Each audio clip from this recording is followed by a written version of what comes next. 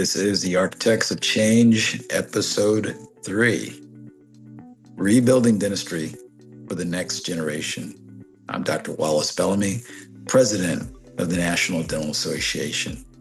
Welcome.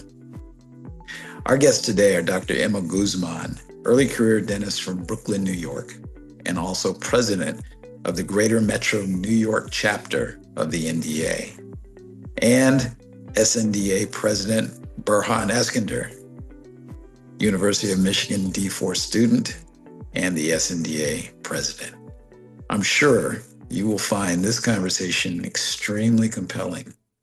We have an emerging policy issue, an issue where graduate student loans under the proposed One Big Beautiful Bill Act will have a $50,000 cap and a $200,000 lifetime cap on student loans. How will this reshape our profession, and what is our obligation to the next generation of oral health professionals? Dentistry is being reshaped in real time, not just by technology or practice models, but by policy decisions that will determine who has the opportunity to even enter this profession. Today, we're talking about rebuilding dentistry for the next generation, and we're grounding that conversation in reality. But when federal legislation proposes caps of $50,000 per year and a $200,000 aggregate total for graduate education slated to be implemented July 1st of this year, we have to ask questions. Who gets left out? Why now? And more importantly, what are we going to do about it?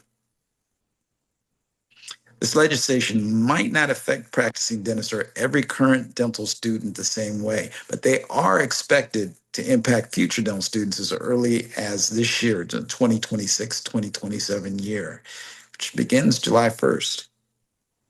And even for those already in the pathway, the ripple effects are very real. So the question is not whether this matters.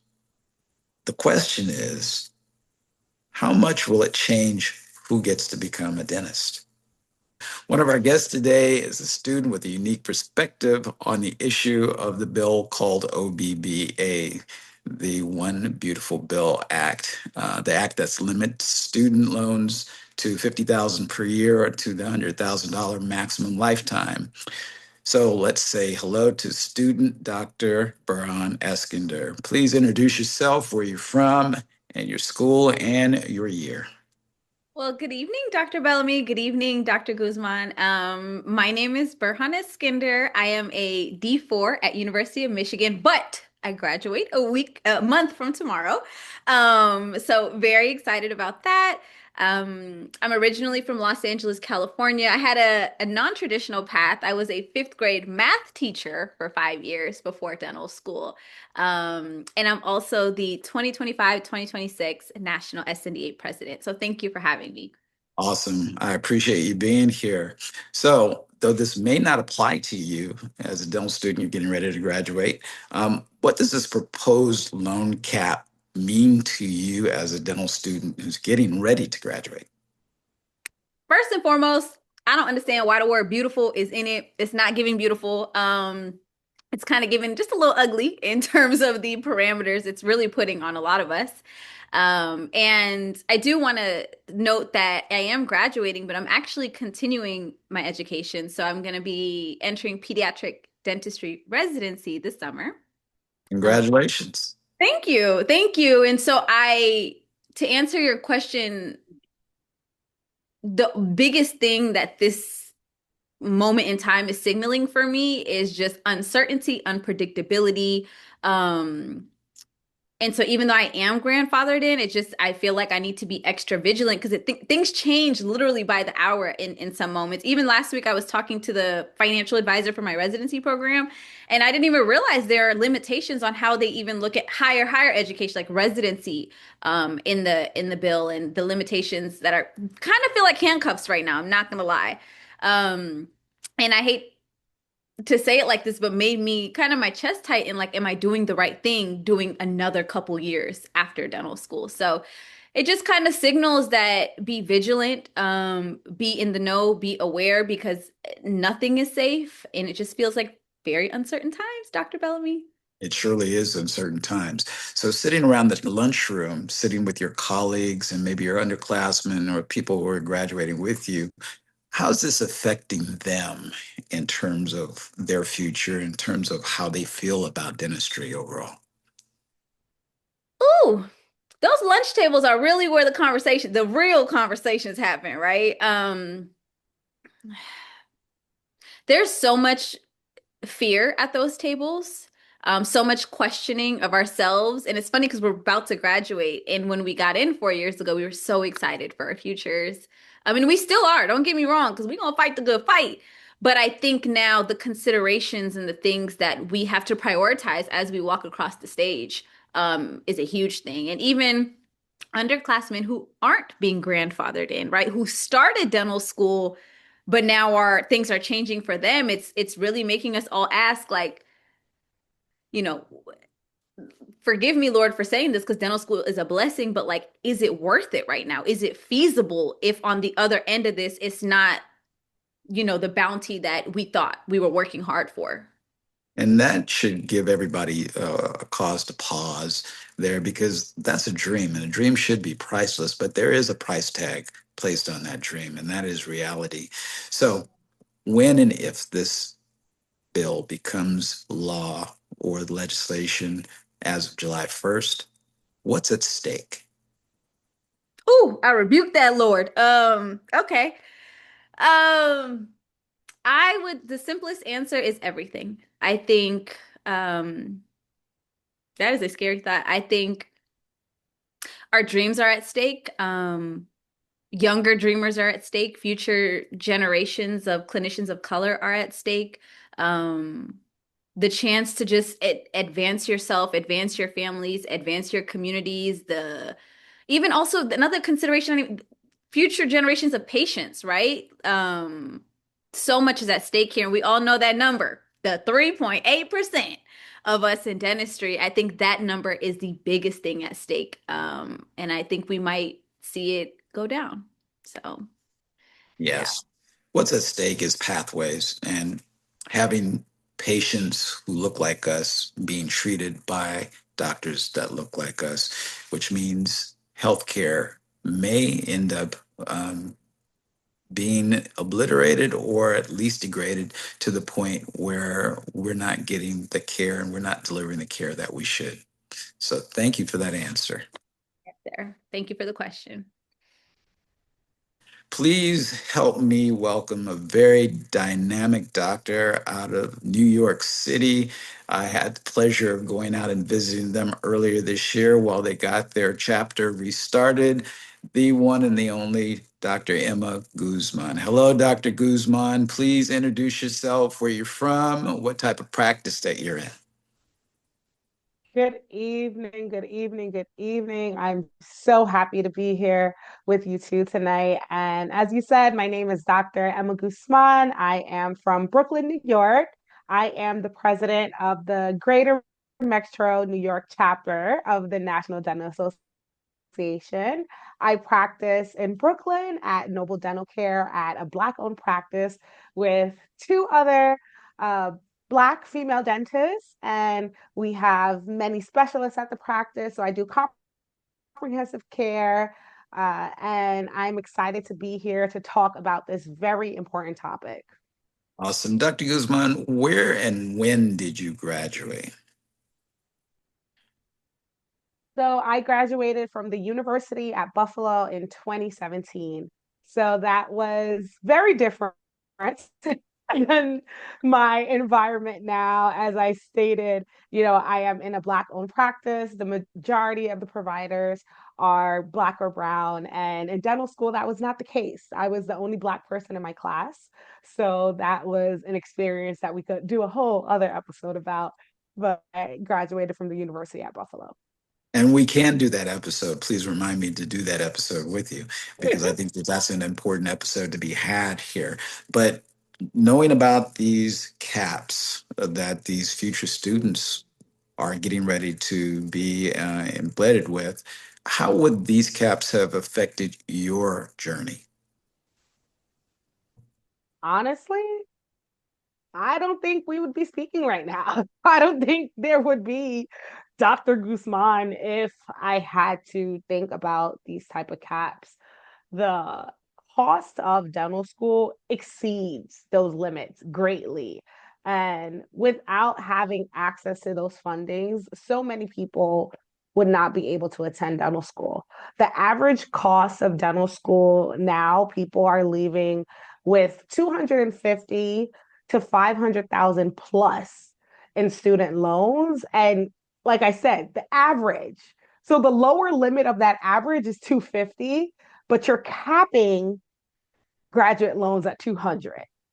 And that's not even our lower limit when it comes to dental school. And that's us being gracious. That's the average, right? This is not counting, the students that are at the very expensive dental schools. And when it comes to getting into dental school, when it comes to the amount of dental schools there are, when it comes to the seats in dental school, this is not a situation where people are just like, oh, I'm choosing to go to the most expensive dental school for a certain reason. Dental school is extremely hard to get into. People apply multiple times, they apply to multiple schools. And if you get into one school and it's the most expensive and this is what you want to do, a lot of the times that's where you're going to go because you're gonna go. And I know when I was applying to dental school, I did have costs as a factor, of course. I stayed in the tri-state area, but when I had to make a decision, I did choose the public school. I went to the most affordable one, but even so, I had to take out every single loan they gave me, right? I maxed out on the Fed loans they gave me. And then I still had to take out the private health profession loan, the other private loan. I had to call Chase and ask for an increased credit limit to buy my supplies. So I still had to do all of that. And I went to the public school and I graduated almost 10 years ago. Right? So dental school cost has not decreased in the past 10 years. It has only gone up.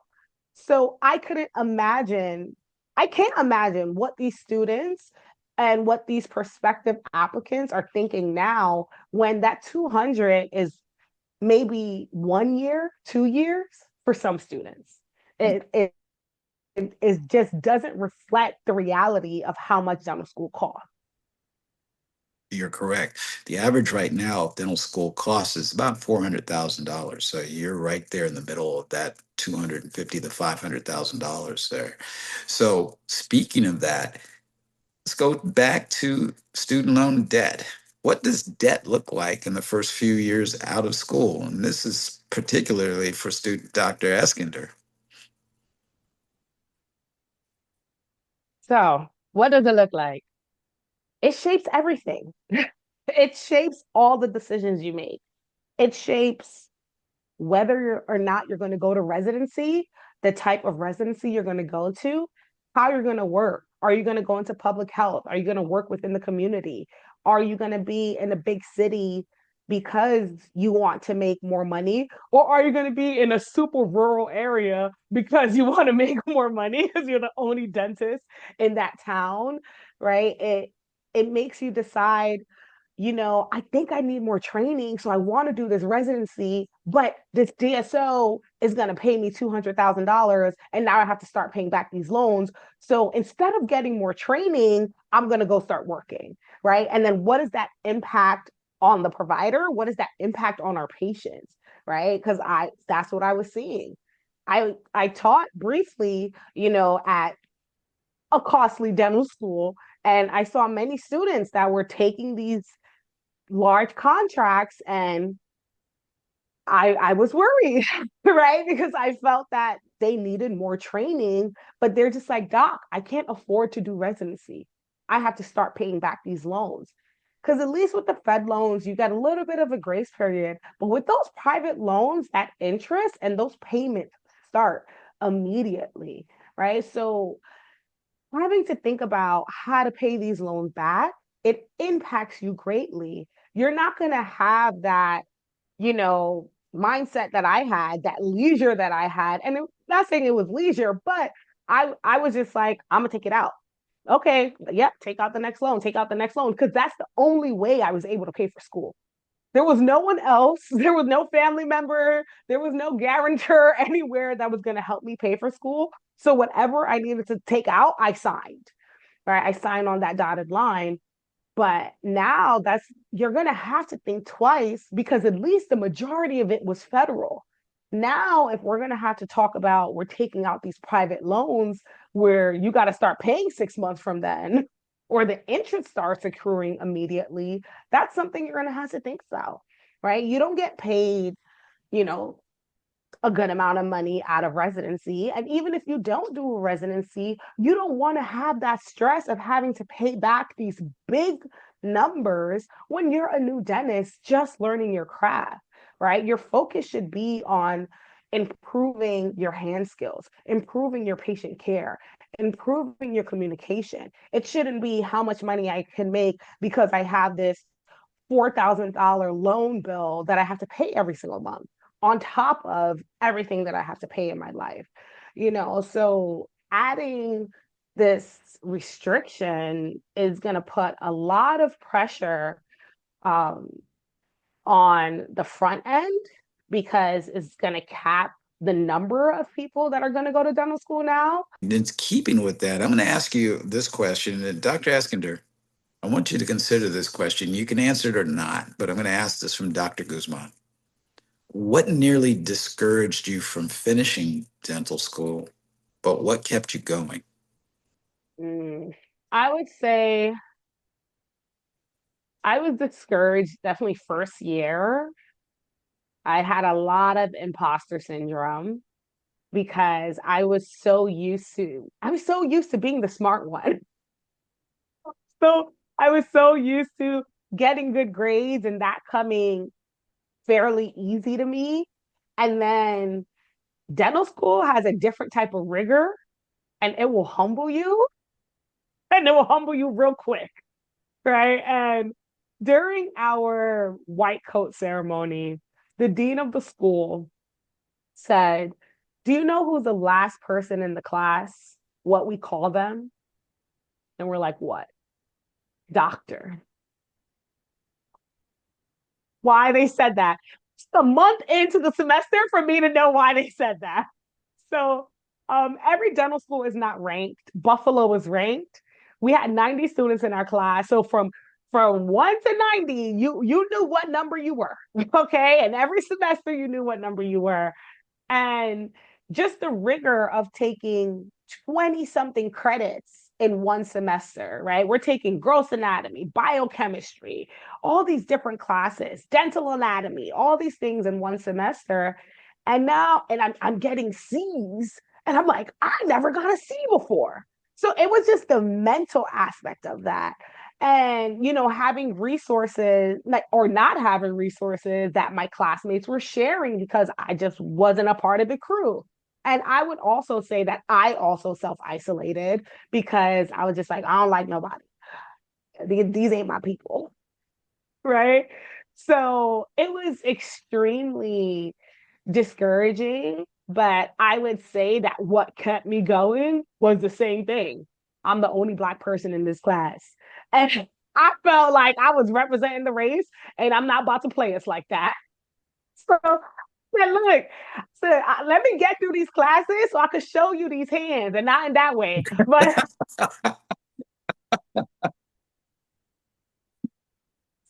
with teeth.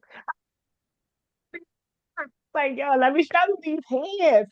I was in the top of the class, right? I won clinical awards, but that first year was rough.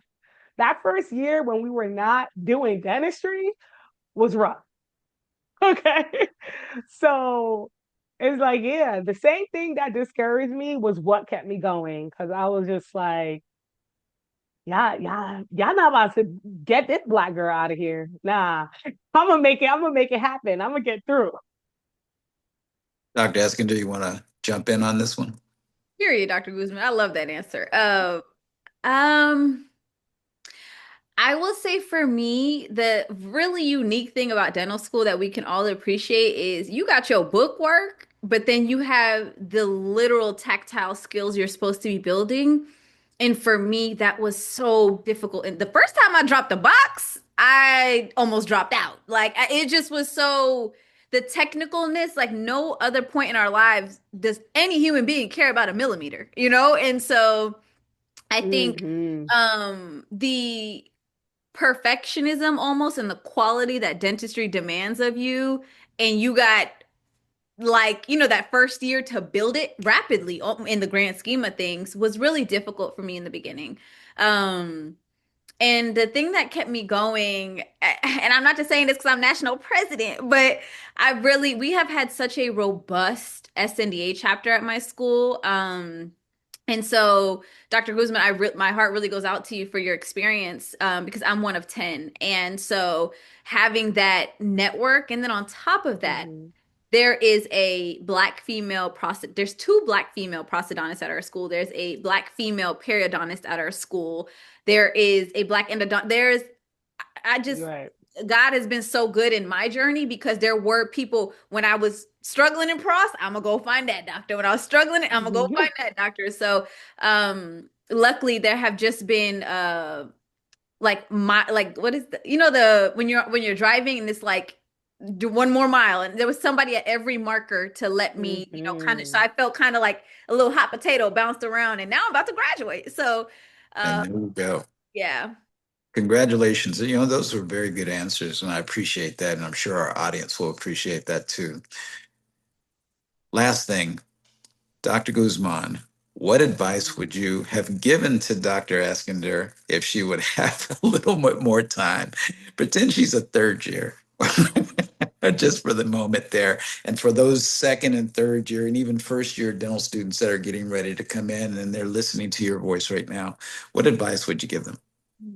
That's a tough question. Okay. And it's only a tough question because of this bill. So, my advice that I tell everyone before they start, if they're first year, second year, even third years, especially, and this is as a GP, and I love what I do, GPs do not come at me. My advice is to specialize. Okay. And my advice is to specialize because of the cost of dental school. Because of the cost of dental school, because of the return on your investment. And, if we, start talking about numbers and what the average GP makes and what specialist makes and all these things, if we just look at numbers, my advice has always been when young docs come, they shadow me and they're like, oh, but it's like you're having so much fun. I love what I do, but specialize. Right? So that has always been my advice. But now with this bill, that's going to be hard to do, right? Because now we don't even know if we could pay for dental school, let alone now I'm saying that take on an additional potential burden. Because are there some residencies that pay? Yes, very little. But are there a lot of residencies that you do have to pay for? Yes, right? So that's why it's a tough question because if you ask any, I get a lot of DMs, and I let people come shadow me. I let people come shadow me. So they come, we have a good time, but I always tell them to come when other docs are in the practice. Right. So they come and they talk to the oral surgeon and they talk to the periodontist. And I say, look, you could make it work however you want to make it work. But I said there is a difference in lifestyle, there is a difference in cost potential, there is a difference in, you know, what income level could be reached as a specialist, right? And that's just off bat. Are there GPs that do very well? Yes. Do I have a nice life? Yes. Right. But the cost of dental school when I graduated is not the cost of dental school now. And my advice has been to specialize. But now with this bill, I don't even know what to say. Right. So I would say outside of that, because that has always been my main advice, is to be yourself and to really sit in your purpose. I would say that despite how confident I come across and appear, there's always a small semblance of imposter syndrome, right? And it was bigger, right? That hump on the back was bigger, right? And it got smaller. It gets smaller as the years go on, right? Because you become more confident. And the way I tackled that was being clinically excellent.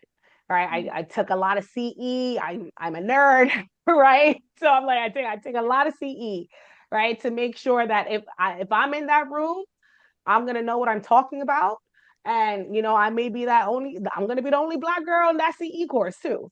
Right. So that's okay with me because I want to make sure that when I do step into those rooms, when I do apply for those practices, I'm clinically excellent.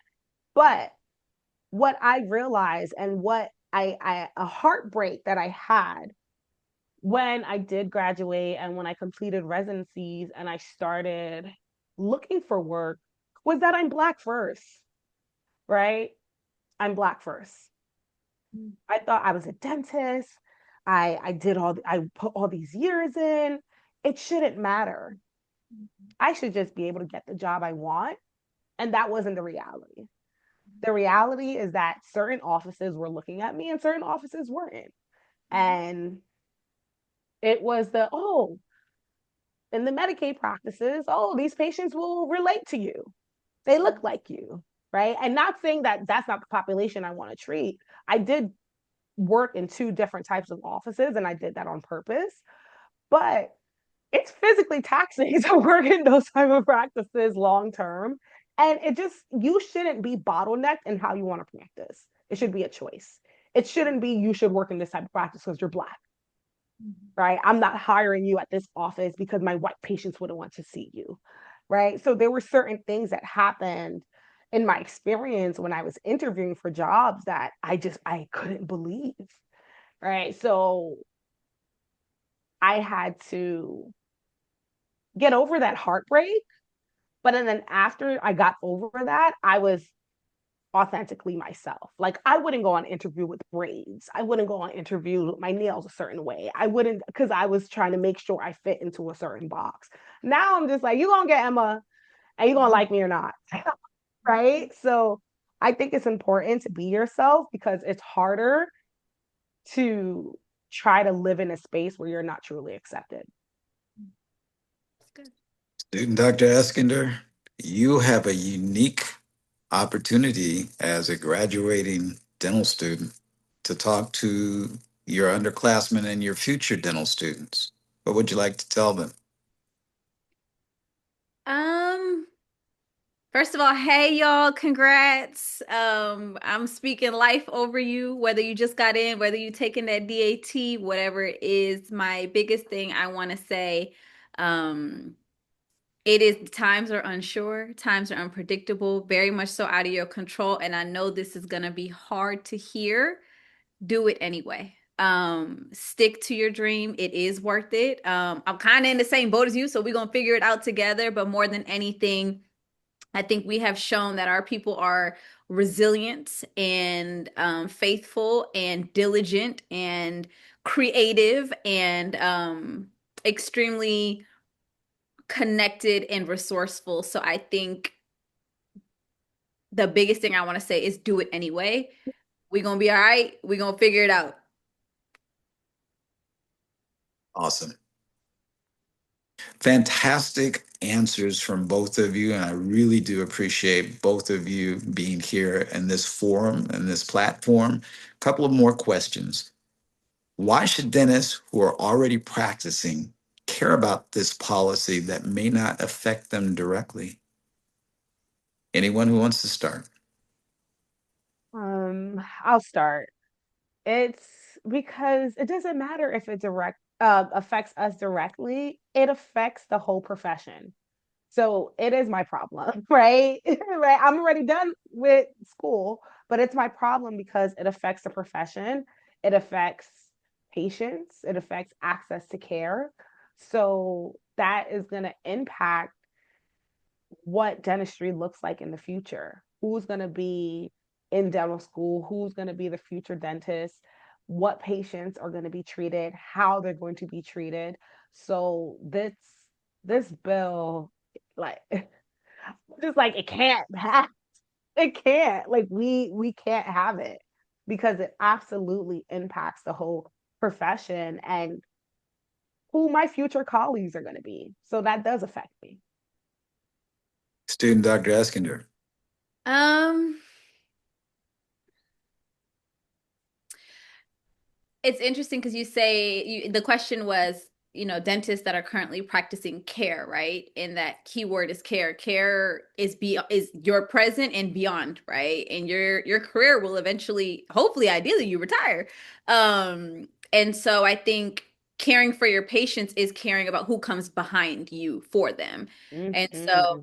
and I also think it would be really dangerous to not care, right? Because who knows how things will right now the attack is on education. What comes after that, right? Is it industry? Is it the perspective, like, is it borrowing if you're trying to start a dental practice? So I think it's Mm-hmm. important to look at these things as sirens more than just a glowing light in the corner that doesn't affect you because you're out. So yeah, that's my answer. Awesome.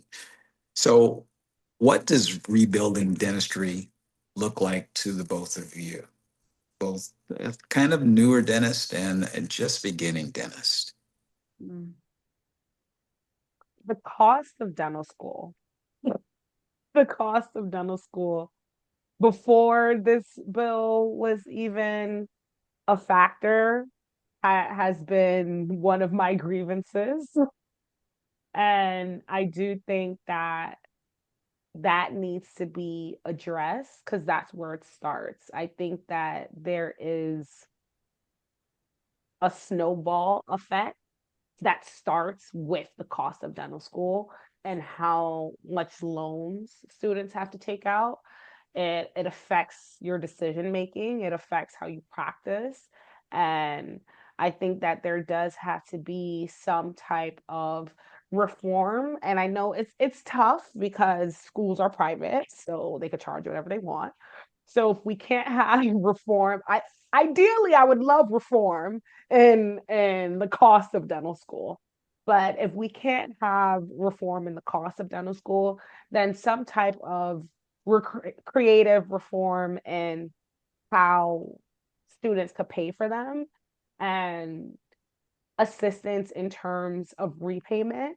And that has been, something, on the back end that many organizations have been working on, the National Dental Association, the American Dental Association, as an officer in both, where, we go to lobby days and we talk to legislators. And a lot of the times people are just very unaware of what the reality is. People have no idea of the cost of dental school.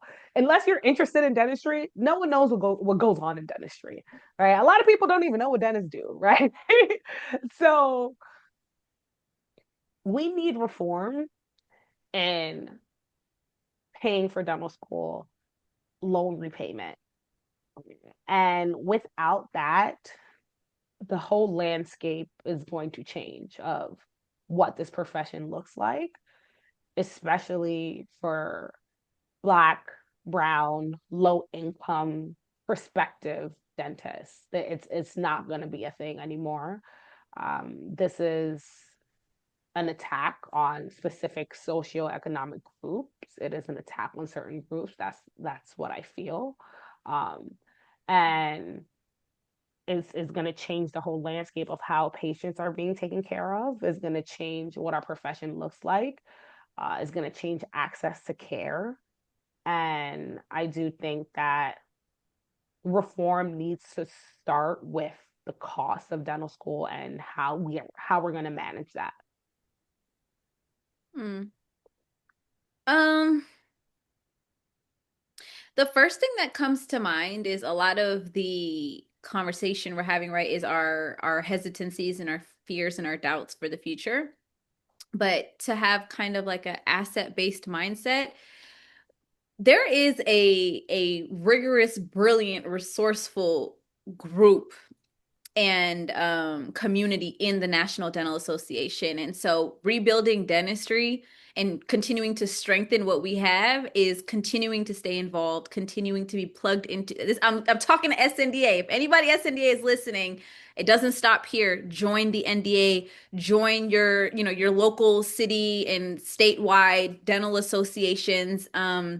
Because as great as those lunchtime conversations are, we talked about Dr. Bellamy, the things Dr. Guzman was just referencing, like reform and pathways and sustainable fight, those conversations are happening in those ordered, structured rooms. And so for me, the biggest answer, especially as a graduate, is to making sure I'm staying connected.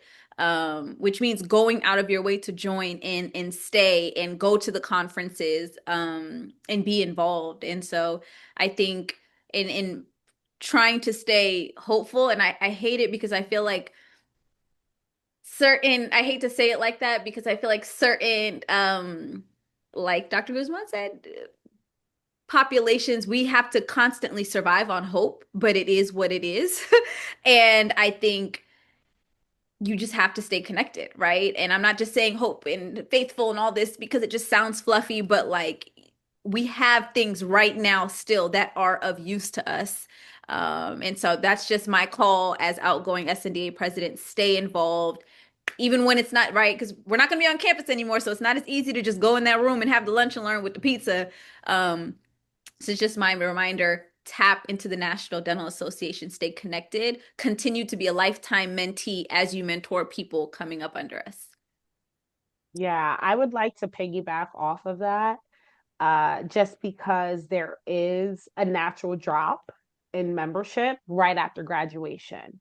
And that is because of the craziness of I'm not a student anymore. And now I have to figure out how to be a dentist, right? And it's not as easy. When you're in dental school, you're all together constantly going from class to class to class together. Your social life is together, your academic life is together. And then once you graduate and everyone goes to their prospective places, where in different cities, we're specializing, you get disconnected. And I feel like that's where that imposter syndrome could really set in. That's where you could really feel like you're on an island. That's where you're no longer with your classmates who know you and recognize who you really are. And that's when you need your people the most. And you need that mentorship.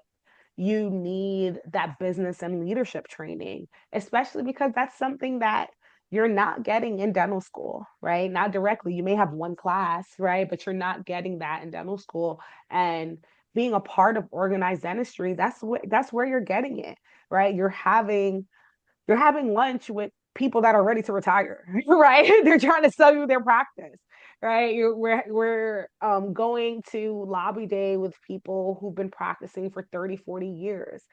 And I'm able to sit at tables and learn things from more seasoned dentists, and now I'm more seasoned than the younger dentists below me, right? So it's super important to be a part of organized dentistry, because that's where I've really learned how to navigate being a practicing dentist, right? Those are the people I call when something's going on in the office and I don't know how to handle it. Those are the people you call when something, you want a contract with that and you're like, okay, what lawyer did you use? Do you have a dental CPA? Am I supposed to be a 1099? Am I supposed to be a W-2? You have all these questions that you're just like, who am I supposed to call? Right? So when you have these organizations, you have your network that's not just your friends that just graduated with you and they don't know nothing either. Right? So it's good to be able to have that network of people that are more seasoned and know and went through it, and they went through it at different times, so you're able to get different perspectives. So I love that you mentioned that, because it's so important to be in part of organized dentistry. Absolutely. So, student Dr. Eskinder, Dr. Guzman gave you a piece of advice if you were still a third or second or even an incoming student. What would you like to ask Dr. Guzman as a somewhat seasoned now veteran of the dental game? Mm. Um, Well, I feel like we kind of touched on what to do, right? And how to still feel like you have control and how to stay involved. So, my question for you, because I feel like you're in such a sweet spot, right? You're not like 30, 40 years out, but you're a good time out. Hey, Has hey, I mean, look, hey, it ain't about you right now, Dr. Bellamy. But You're right. Dr. My question to you is, how long after dental school did you feel like, okay, wait, I got the hang of it. Okay, I'm okay. And Ooh, I mean all aspects, not just clinical. Maybe it was managing your debt, or I don't know your situation, but in general, at what is it like 3 years? Are we gonna feel good? Like, when? What can we look forward to? day is a new day, girl. It's the practice of dentistry. You know, ooh, when did I really feel like settled in myself clinically? Honestly, I would say it depended on the procedure. Like the things that I was comfortable doing, I was the bread and butter. I was actually happy with my training in dental school. I was satisfied with my training in dental school, did a lot of bread and butter, obviously, in residency. So I would say I was pretty confident in like doing quadrant um, dentistry 2, 3 years out, Mhm. um, which is why I was able to, focus on doing a lot of CE courses to do all the things I wasn't confident in. Like I wasn't confident in endo, right? I wanted to do more advanced procedures. So I was taking, courses with crown lengthening and, taking other perio courses and doing implant courses and doing all the things that I wasn't confident in, right? And then I would say maybe 6 years out is where I was confident to know what I wasn't going to do. Honestly, I was confident to know what I was not going to do, right? Because I'm taking all these different courses. And then you kind of realize, I'm like, am I going to lay this flat and do this full arch, bony crown lengthening when I have to do 4 hygiene checks? Like certain things are just not realistic as a GP, depending on how you practice, right? If I'm at a practice where I'm working 6, 7 rooms, certain procedures are just not lucrative, right? When you start working numbers and doing certain things. Like molar endo, I took all these courses to get efficient at molar endo. And then I was just like, I had to leave the room too many times. Yeah. So I need to be able to do procedures that I could do quickly and the assistant could take over. Yeah. Right. And efficiency is important. Doing things excellent is important, right? Now there's certain things where we have to manage the schedule a certain way. Like if I'm doing a big veneer case or I'm doing a full arch case, then they know, okay, I'm gonna do those cases when the other doctor is there. The other doctor is gonna be doing all the exams because I have to sit there and prep 20 teeth, right? So we manage the schedule a certain way. But when you learn what you like to do, what you're gonna do, when do you refer, what you're gonna refer, that I felt like that sweet spot was like 5, 6 years. And then now I'm able to say, this is what I do, this is what I don't do, this is what I still want to keep taking courses on, right? So when it comes to the cosmetic dentistry, right? I can't tell you how many veneer courses I've taken. I can't tell you how many anterior restoration courses I've taken. I can't tell you my implant courses I'm taking. And those are the courses I'm still taking, right? Because that's what I actively do, right? Mhm. So I'm still going to keep honing in on those skills. Am I going to still take endo courses? No, right? Because I'm like I don't do that, right? So I'm going to keep honing in on the things that I do and refer the things that I'm not going to do, right? But in the beginning, I wanted to make myself profitable and I wanted to make myself um, alluring, Yeah. right, to docs hiring me. So Yeah. I was a new grad, someone 1, 2, 3 years out, and I was the only person doing endo, right? I was Mhm. the only person doing extractions. I was the only person doing this. So yeah, I was lucrative, right, compared to other new grads because I was doing those procedures, Yeah. right? So you just have to figure out how you set yourself up, right? If you're a GP, Mhm. and depending on where you practice, the type of practice you're in, what have you. Because what I've noticed is that a lot of these new grads, they're like, I don't do that. I don't do that. I only do fillings and crowns. And I'm just like, okay, Mhm. you know, a lot of the times what happens is they come to me for endo and then they stay with me because I'm charismatic. It's like, you don't want to stay your patient. Yeah. Sometimes it's good that you do a lot of procedures.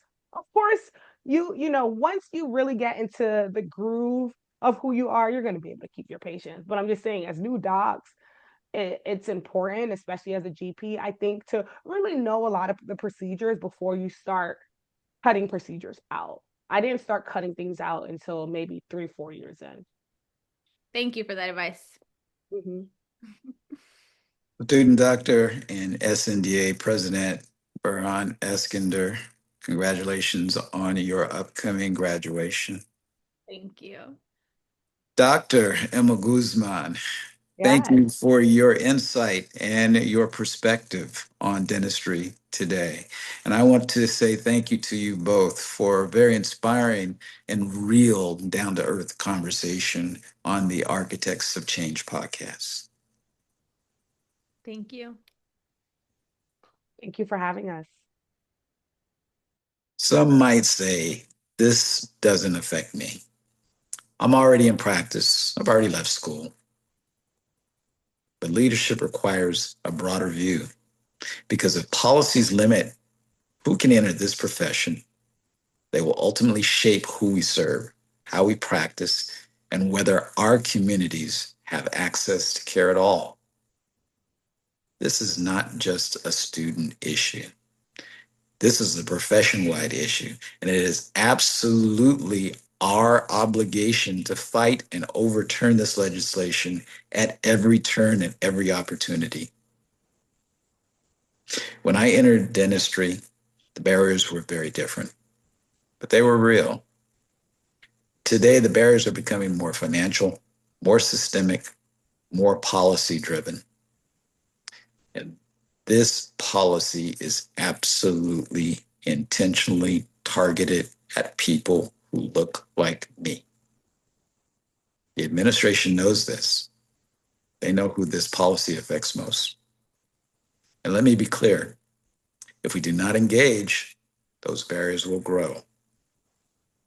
Rebuilding dentistry is about making intentional decisions right now to protect the future of this profession. And that includes fighting for policies that make sense. A $200,000 cap on dental education in this environment restricts access to care for patients and opportunities for future doctors. And as leaders, we have the responsibility to say so and to call it out. And I just did, clearly, consistently, individually, and collectively as the NDA. How can you help? Contact your congressman or congresswoman. Tell them how you feel. But more importantly, join us in Washington, D.C. on May the 7th at NDA's Day on the Hill, hosted by myself and Legislative Chair Dr. Leslie Grant, also past NDA president. And also join us at our national convention in Richmond, Virginia, July 16th and the 19th, where we will continue this conversation with leaders, students, and legislators at the President's Symposium. If you ever wondered what you would do in the civil rights era, well, we're living in another civil rights era. Now is your opportunity to act. This is Architects of Change. I am Dr. Wallace Bellamy.